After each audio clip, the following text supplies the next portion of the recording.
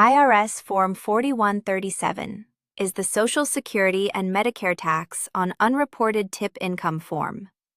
Employees who receive cash tips of $20 or more in a calendar month from a single employer are required to report those tips to their employer by the 10th of the following month. If you received tips that you did not report to your employer, you use Form 4137 to calculate and pay the Social Security and Medicare taxes on those unreported tips. Enter your name and Social Security number at the top of Form 4137. For each employer from whom you received unreported tips, enter the employer's name and address, the total wages you received including tips, the tips you actually reported to the employer, and the unreported tip income.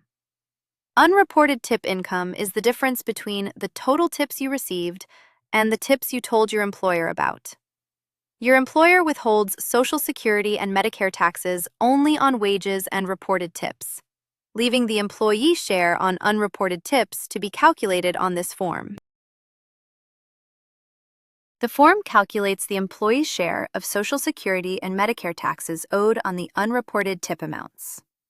For 2024, the Social Security tax rate is 6.2% on wages up to the wage base, and the Medicare tax rate is 1.45%, with an additional 0.9% on wages over $200,000. Note that unreported tips are also subject to income tax and must be included in your total wages on Form 1040.